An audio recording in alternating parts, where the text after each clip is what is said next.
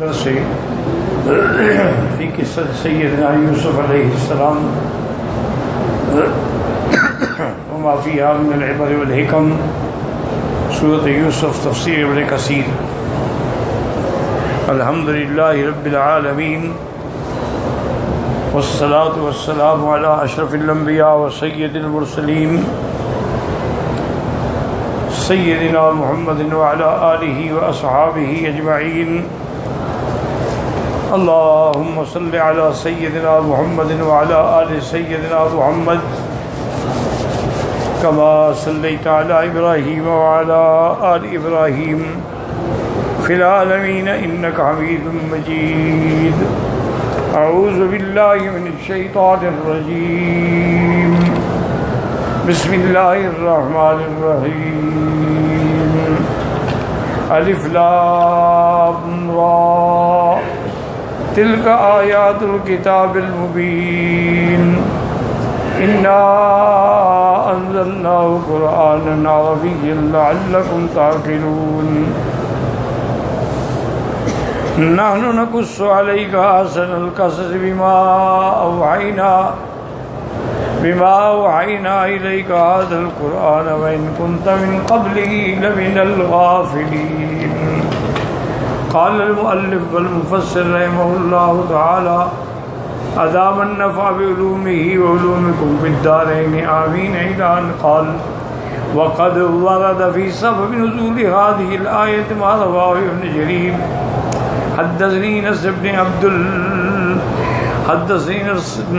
بن عبد الرحمن الأودي حدثنا حكام الرازي عن أبويه أن عمرو هو ابن قيس الملائي وأن ابن عباس قالوا يا رسول الله صلى الله عليه وسلم لو قصصت علينا فنزلت نحن نقص عليك أحسن القصص. ورواه من وجوه آخر عن عمرو بن قيس المرسل. وقال أيضا: حدثنا محمد بن سعيد القطان قال حدثنا عمرو بن محمد أنبأنا خالد الصدان عمرو بن قيس عمرو بن مرة عن مصعب بن سعد النبي قال: انزل على النبي صلى الله عليه وسلم القرآن كان فتلاه عليهم زمانا فقالوا يا رسول الله لو قصصت علينا. فأنزل الله عز وجل: ألف لام را تلك آيات الكتاب المبين إلى قوله لعلكم تعقلون. ثم تلاه عليهم زمانا فقالوا يا رسول الله لو حدثتنا. فأنزل الله عز وجل: الله نزل أحسن الحديث الآية وذكر الحديث ورواه الحاكم من حديث اسحاق بن راهويه عن عمرو بن محمد القرشي المنقري به. وروى ابن جرير بسنده عن المسعودي عن عون بن عبد الله قال: من لا صاب رسول الله صلى الله عليه وسلم وقالوا يا رسول الله حدثتنا. فأنزل الله والله نزل أحسن الحديث. ثم مالوا ملة أخرى وقالوا يا رسول الله صلى الله حدثنا فوق الحديث ودون القرآن يعدون القصص. فأنزل الله تعالى: ألف لام را تلك آيات الكتاب المبين. إنا أنزلناه قرآنا عربيا لعلكم تعقلون. نحن نقص عليك أحسن القصص الآية فرادوا الحديث فدلهم على أحسن الحديث وأرادوا القصص فدلهم على أحسن القصص. اب مفسر رحمۃ اللہ علیہ ان آیات مبارکہ کی تفسیر میں اور اسباب نزول میں روایات پیش فرما رہے ہیں. سبب نزول تو یہ ہے کہ صحابہ نے حضور سے عرض کیا کہ یا رسول اللہ ہمیں بھی کوئی قصہ سنائے. تو اللہ تبارک و تعالی نے آپ پر یہ سب سے احسن قصہ اتارا، جس کو خود قرآن نے فرمایا ہے احسن القصص۔ اچھا، یہ احسن القصص کیوں ہے؟ ورنہ قصہ تو سب عجیب ہوتے ہیں، انبیاء کے خاص طور پر جو واقعات ہیں وہ تو عجیب ہیں، لیکن اس کو احسن القصص علماء نے فرمایا اس لیے کہا گیا ہے کہ اس کے اندر حاسد بھی ہے، محسود بھی ہے۔ یعنی اس قصے کے اندر حاسد بھی ہے، محسود بھی ہے، عاشق بھی ہے، معشوق بھی ہے، مالک بھی ہے، مملوک بھی ہے، عفت و عصمت بھی ہے، خیانت بھی ہے، سرقے کا الزام بھی ہے، برات بھی ہے، تہمت بھی ہے، جیل بھی ہے، پھر رہائی بھی ہے، اس میں فرقت اور جدائی بھی ہے، پھر وصل بھی ہے، وصال بھی ہے۔ اس لیے یہ احسن القصص کہ اس میں ہر چیز کا اللہ نے ذکر فرمایا۔ اور دوسری بات یہ یاد رکھیں کہ اللہ نے قرآن میں جو فرمایا ہے اِنَّا أَنزَلْنَاهُ، کبھی کبھی یاد رکھیں کہ قرآن پاک جو ہے نا جی، وہ براہ راست نہیں بلکہ فرشتہ لے کے آتا ہے۔ نزل به الروح الامین، فرشتہ لے کے آیا۔ اسی طرح فرمایا انہ لقول رسول کریم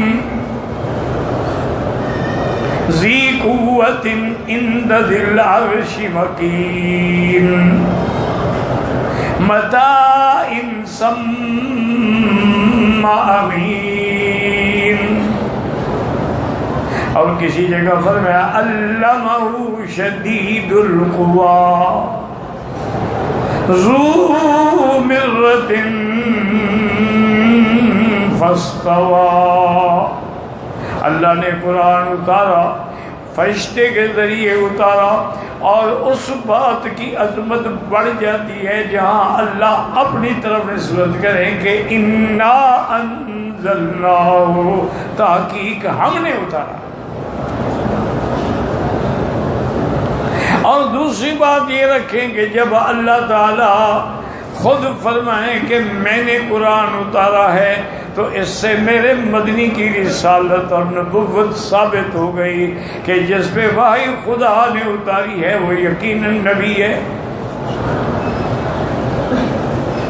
اور پھر اللہ نے قرآن ایسا اتارا جو سب سے زیادہ پڑھی جانے والی کتاب ہے۔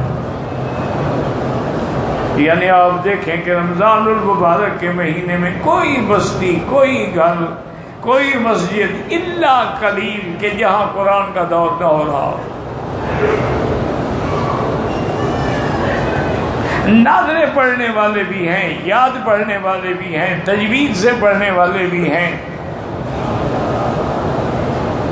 اور یہ واحد کتاب ہے دنیا کی جس کو اللہ نے اتنا اپنے رحمت سے معجزہ بنا دیا ہے کہ 6 سال کے بچے، 5 سال کے، 7 سال کے پورا قرآن حفظ کر گئے۔ آج پوری دنیا میں یہودیت اور عیسائیت کا کنٹرول ہے، دنیا پر ان کی حکومت ہے، لیکن ایک تورات کا حافظ نہیں پیش کر سکتے، ایک انجیل کا حافظ نہیں پیش کر سکتے کہ جی ہم بھی مقابلے پہ پیش کرتے ہیں انجیل کا حافظ۔ لیکن یہ شان قرآن کی ہے کہ کوئی بستی خالی نہیں جہاں حافظ نہ ہو، تو اس لیے اس کو اللہ نے فرمایا قرآناً، مبالغے کے صیغے کے ساتھ۔ اور قرآناً موصوف ہے، آگے صفت ہے قرآناً عربیاً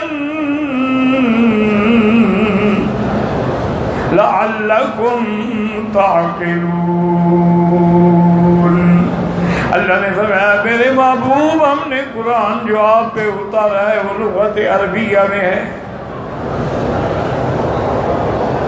یاد رکھیں کہ اس کا معنی یہ نہیں ہے کہ صرف عربی والے لغت والے جو ہیں ان کے لیے قرآن ہے اور جو عربی نہیں ہے ان کے لیے نہیں ہے.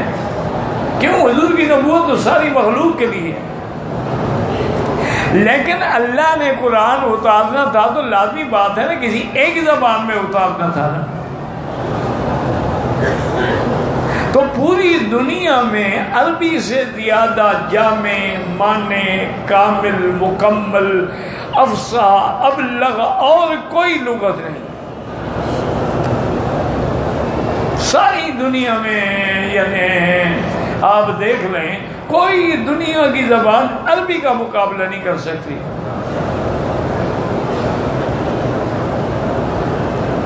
اب عربی میں آپ دیکھ لیں کہ انسان کے جو ادوار ہیں مثلا کہ سب سے پہلے کیا ہوتا ہے؟ نطفہ. اس کے بعد جو صورت ہے وہ کیا؟ وہ علقہ ہے، اس کا الگ نام ہے. ثم خلقنا النطفة علقة فخلقنا العلقة مضغة فخلقنا المضغة عظاما فكسونا العظام لحما. یہ سارے نام کسی اور لغت میں مجھے دکھا دیا. اچھا انگریزی جو اس وقت پوری دنیا پہ حکومت کر رہی ہے نا، ان کا تو حال یہ ہے نا، پوچھو بھی وہ کہتے ہیں یہ 20 year old 20 سال کا بوڑھا. یہ کوئی لغت ہے؟ کوئی زبان ہے؟ یہ قرآن ہے کہ ماں کے پیٹ میں ہے تو جنین ہے، ولادت کے بعد وہ رضیع ہے، رضیع کے بعد وہ فطیم ہے، فطیم کے بعد وہ صبی ہے، صبی کے بعد وہ ولد ہے، ولد کے بعد وہ شاب ہے، شاب کے بعد وہ شیبہ ہے، شیبہ کے بعد وہ حرم ہے، حرم کے بعد وہ موت ہے. اس کے سارے نام ہیں. کسی اور دنیا کی لغت میں مجھے دکھا دیں. کوئی دنیا کی لغت کہ جس میں بچہ جب ماں کے پیٹ میں ہو تو کیا نام ہے، باہر آئے تو پھر کیا نام ہے، دودھ پینے والے کا کیا نام ہے، دودھ چھوڑنے والے کا کیا نام ہے، پھر جب بڑا ہو تو کیا نام ہے، اس سے بڑا ہو تو کیا نام ہے، پھر اس سے بڑا ہو. یہ سارے ادوار جو ہیں ہر دور کا الگ نام مجھے دنیا کی اسی لغت میں دکھا دیا. ماشاءاللہ آج کل تو میڈیا کا زمانہ ہے نا جی. آج کل تو 1 منٹ میں آپ انٹرنیٹ پہ ڈھونڈ لیں گے، مجھے ڈھونڈ کے بتا دیں کسی زبان میں.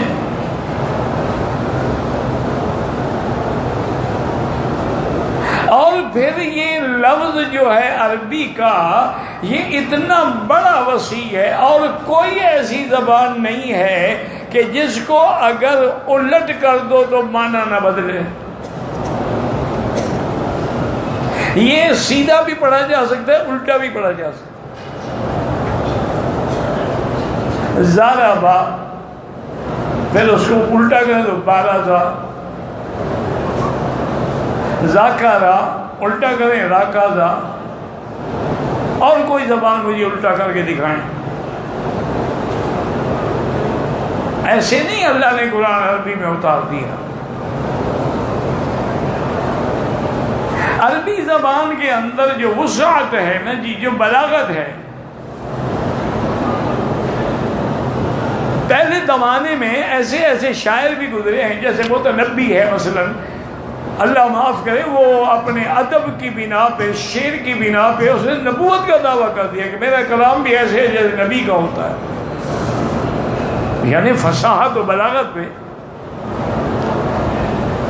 اور اسی طرح عرب میں خاص طور پہ حج کے موقع پر کعبہ شریف سے بڑے بڑے جو شعراء آتے تھے ساری دنیا سے. حج تو سب کرتے تھے، حج تو ابو جہل بھی کرتا تھا، حج تو سارے قبائل کرتے تھے، کافر بھی کرتے تھے، مشرک بھی کرتے تھے، احرام بھی باندھتے تھے، طواف بھی کرتے تھے. اب وہ جو بڑے بڑے شاعر آتے نا جی، وہ جو ہر سال نیا کلام کوئی لکھتے نا اپنا، وہ کعبہ شریف پہ لٹکا دیتے لکھ کر. ہر شاعر اپنا کلام لٹکا دیتا. معنی یہ ہوتا تھا کہ ایک قسم کا چیلنج ہوتا تھا کہ کوئی اس کلام کا مقابلہ کر سکتا ہے. تو وہ جو لٹکائے جاتے تھے نا کلام، اس کا نام ہو گیا کتابوں میں سبع معلقہ. آج بھی ہمیں ادب کی کتاب پڑھائی جاتی ہے سبع معلقہ.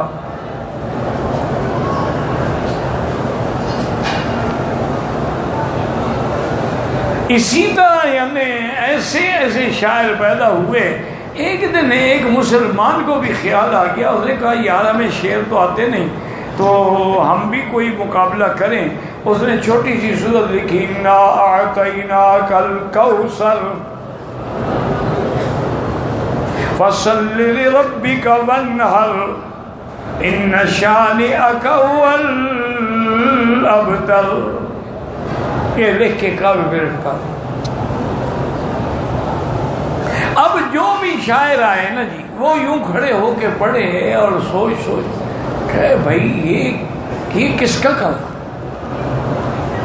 آخر وہ مجبور ہو گئے. اس زمانے میں ان کا سب سے بڑا استاد الشعراء جو تھا وہ ربیعہ تھا. جیسے آپ کے ہاں غالب گزرا ہے، اسی طرح اقبال گزرا ہے. بڑے بڑے شاعر آپ کے ہاں بھی گزرے ہیں، استاد الشعراء کہے جاتے تھے. تو وہ اس کو لے کے آئے. انہوں نے کہا کہ آج کعبۃ اللہ پر ایک ایسا کلام لٹک رہا ہے، ہم تو سارے سمجھنے سے قاصر ہیں. آپ مہربانی کر کے کوئی مقابلہ کریں. وہ آیا، اسے ایک دفعہ پڑھا، 2 دفعہ، 3 دفعہ. انہوں نے کہا لے آؤ بھائی کاغذ کرو. انہوں نے کہا آج استاد جوش میں آ گیا ماشاءاللہ، اب یہ ایک لکھے گا. اس نے وہی سورت لکھی، انا اعطیناک الکوثر فصل لربک وانحر ان شانئک هو الابتر نجرک واللہ لیس کلام البشر. خدا کی قسم کسی بندے کا کلام ہے ہی نہیں. تو ہم تو بندے ہیں، بندوں کا مقابلہ کر سکتے ہیں، یہ تو بندے کا کلام ہی نہیں.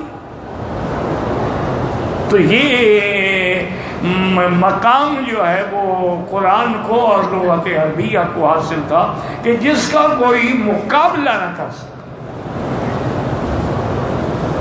اب آپ دیکھیں کہ صحابہ سارے عربی تھے نا، خاص طور پہ خلفائے راشدین حضرت ابو بکر سارے قرشی تھے.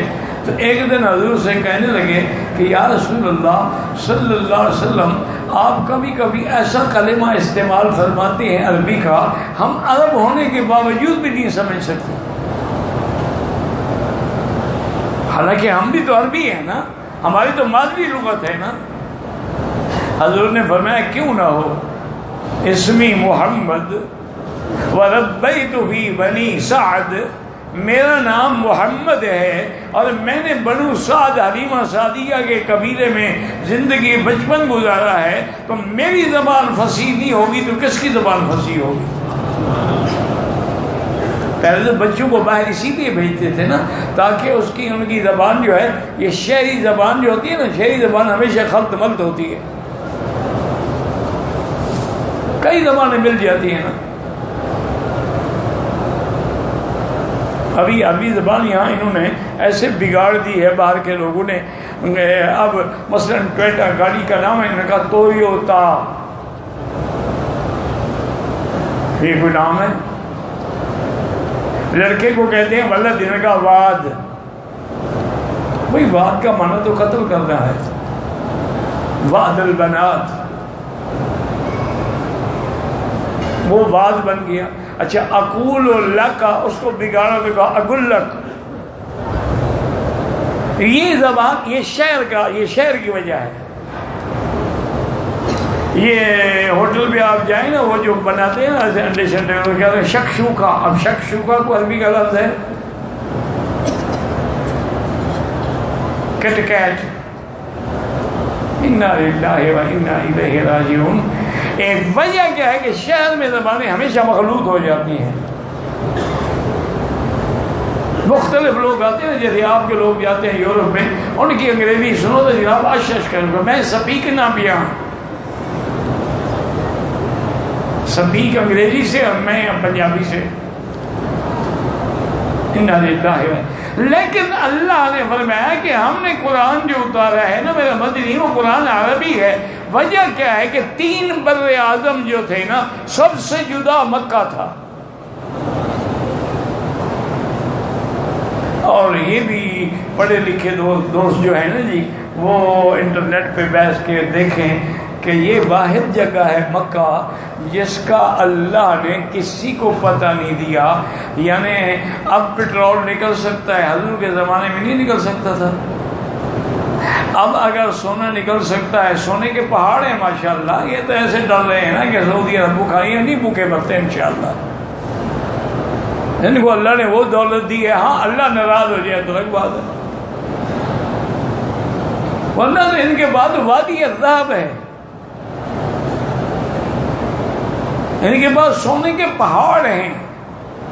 یہ ٹھیک ہے کہ ان کا نکالنے میں مشقت و محنت خرچ زیادہ آتا ہے، لیکن سوچ رہے ہیں نئی ٹیکنالوجی آ جائے گی.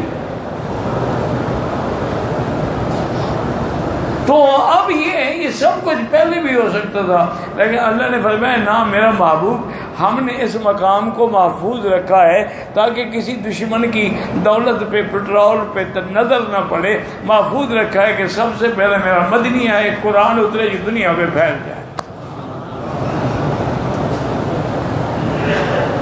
کسی کی نظر ہی نہیں تھی نا ادھر. وادٍ غیر ذی زرع عند بیتک المحرم. یا اللہ میں اپنے بچے چھوڑ کے جا رہا ہوں ایسی وادی میں جہاں کچھ بھی نہیں ہے، پانی نہیں ہے، گندم نہیں ہے، کھانا نہیں ہے، فروٹ نہیں ہے، پھل نہیں ہے. اللہ نے فرمایا میری حکمتیں ہیں، میں اگر طائف میں پھل اور باغ لگا سکتا ہوں، مکے میں بھی لگا سکتا ہوں، لیکن میں چاہتا ہوں جو مکے میں آئے وہ میرے لیے آئے، کعبے کے لیے آئے، باغوں کے لیے نہ آئے.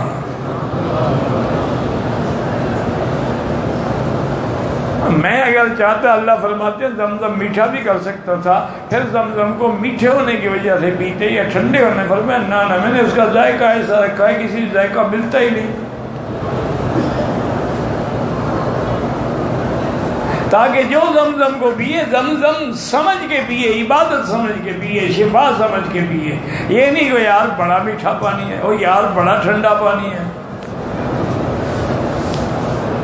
اس لیے پیے کہ وہ شفا ہے. اور ایک وجہ علماء نے یہ بھی لکھی ہے کہ یہ بلد بھی عربی، میرا مدنی بھی عربی، تو لازمی بات ہے کہ قرآن بھی عربی. اور مخاطبین اول جو تھے، یعنی حضور کے سب سے پہلے مخاطب جو ہے وہ مکے والے ہیں، وہ کون تھے؟ وہ بھی عربی. اسی لیے ولید ابن المغیرہ نے جب قرآن سنا، مکے کا بہت بڑا آدمی تھا جس کے مکے اور طائف تک باغات تھے، جائیدادیں تھی، دولت تھی، پیسہ تھا، اولاد تھی. آیا اور اس نے حضور کے سامنے اپنی باتیں رکھی. حضور نے کھڑے ہو کے قرآن کی تلاوت کی.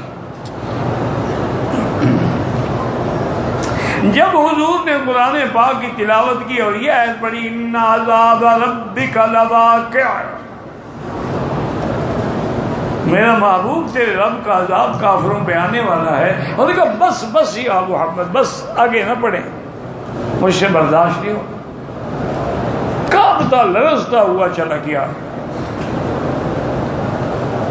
جب قوم آئی انہوں نے پوچھا، اس نے کہا دیکھو یاد رکھو، میں نے شعراء کا کلام بھی سنا ہے، میں نے جادوگروں کا کلام بھی سنا ہے، میں نے بڑے بڑے منجمین کا کلام بھی سنا ہے، لیکن آج جو حضور نے پڑھا ہے نا، واللہ لیس ھذا کلام البشر، یہ کسی بندے کا کلام نہیں ہے.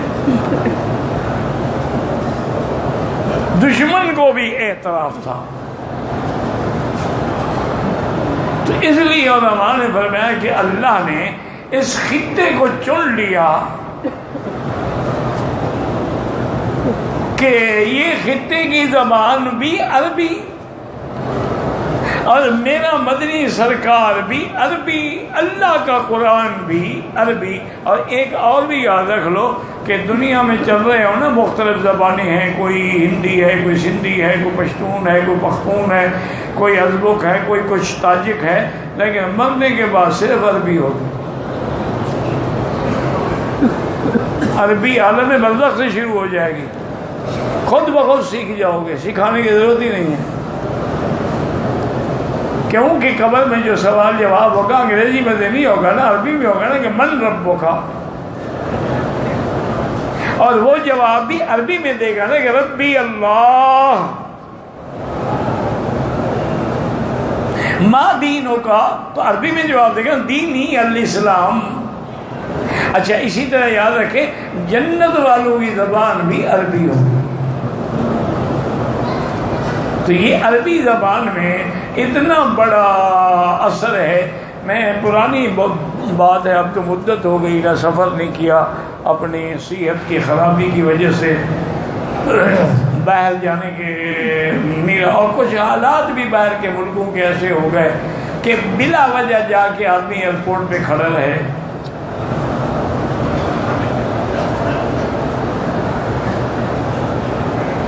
تو اس لیے بھی میں نہیں جاؤں. تو بہرحال میں ساؤتھ افریقہ میں تھا ایک جگہ، تو جلسہ تھا، تو ایک لڑکے نے یونیورسٹی کا کوئی پروگرام تھا، ایک لڑکے نے سوال لکھا، اور وہ لڑکا سوال کرنے والا ہندو تھا. اس نے لکھا کہ مولوی صاحب معلوم ہوتا ہے کہ آپ لوگوں کا جو خدا ہے نا نعوذ باللہ وہ حساب میں کمزور ہے. کیوں؟ اس نے آگے وجہ لکھی. اس نے کہا دیکھیں نا کہ اگر حضور کا دین پورے عالم کے لیے ہے تو اس وقت جب حضور پیدا ہوئے ہیں ہندوستان میں لاکھوں کی تعداد میں اللہ کی مخلوق رہتی تھی، اور مکے میں تو چند ہزار بھی نہیں تھے. اللہ نے اپنا نبی وہاں بھیجا جہاں چند ہزار، وہاں کیوں نہیں بھیجا جہاں لاکھوں، تاکہ حضور کا پیغام جو ہے زیادہ سے زیادہ لوگوں تک پہنچے. مانا یہ ہے کہ نعوذ باللہ خدا کو حساب کا پتہ نہیں لگانا. تو میں نے اس کو جواب میں سمجھایا، میں نے کہا بیٹا بات یہ نہیں ہے، اللہ ہمارے جو ہیں وہ علیم ہیں، علام ہیں، عالم الغیب ہیں. انہوں نے اگر اپنے نبی کو آپ کے ملک میں ہندوستان میں بھیجا ہوتا تو آپ تو کسی خوبصورت شکل کو دیکھ کے دیوی دیوتا بنا لیتے ہیں، سانپ کو دیکھ کے بھی جھک جاتے ہیں، آپ تو ہر خوبصورت چیز کے آگے جھک جاتے ہیں. حضور کا جمال دیکھ کر آپ ان کو خدا بنا دیتے. تم لوگوں نے محمد بن قاسم کو دیکھا تو کہا بھگوان آ گیا ہے، دیوتا آ گیا ہے. اور اگر حقیقت محمد مصطفیٰ کو دیکھتے تو آپ کو خدا بنا دیتے، تو وہ نبی تو خود خدا بن جاتا، توحید کا تو کام ہی رہ جاتا. اللہ نے ایسی جگہ بھیجا کہ جو ماننے پہ آئے تو صدیق بنے، اور نہ ماننے پہ آئے تو پھر ابو جہل بنے. ایسی مقام پہ بھیجا کہ جو ماننے پہ آئے ہیں نا پھر توحید کے پہاڑ بن گئے، اور جنہوں نے نہیں مانا انہوں نے کعبے کو بھی بتوں سے بھر دیا. تو اس لیے حکمت تھی کہ اللہ نے لغت عربی اور زمان بھی رمضان اور مکان بھی بقاوی عربی اور نبی بھی عربی، اور پھر نسبت بھی اپنی ذات کی طرف کی کہ انا انزلناہ قرآنا عربیا لعلکم تعقلون. اور پھر جمع کا صیغہ شان عظمت نحن نقص علیک، میرا مدنی ہم آپ پہ قصہ بیان فرماتے ہیں احسن القصص، جو سب سے بہتر قصہ ہے، جس میں ہر چیز کا ذکر ہے، جس کے اندر بھائیوں کی دشمنی بھی ہے، حسد بھی ہے، جس کے اندر گھر کی مالکہ کی خیانت بھی ہے، جس کے اندر جیل بھی ہے، رہائی بھی ہے، جس کے اندر قید بھی ہے پھر تخت بھی ہے، جس کے اندر غلامی بھی ہے پھر حکومت بھی ہے۔ نحن نقص علیک احسن القصص بما اوحینا الیک ھذا القرآن وان كنت من قبله لمن الغافلین۔ یاد رکھو اس آیت میں شان محمد مصطفیٰ ہے۔ اللہ نے یہ نہیں فرمایا کہ اس قصے کے آنے سے پہلے آپ جاہلین میں تھے، فرمایا نہ غافل، اس طرح خیال نہیں تھا۔ غافل ہونا الگ بات ہے، جاہل ہونا تو الگ بات، وہ تو عیب ہے۔ اس لیے اللہ نے خطاب جو نبی کو فرمایا تو فرمایا وَإِن كُنتَ مِن قَبْلِهِ لَمِنَ الغافلین۔ واللہ اعلم۔ اللہم صلی علی سیدنا محمد وبارک وسلم۔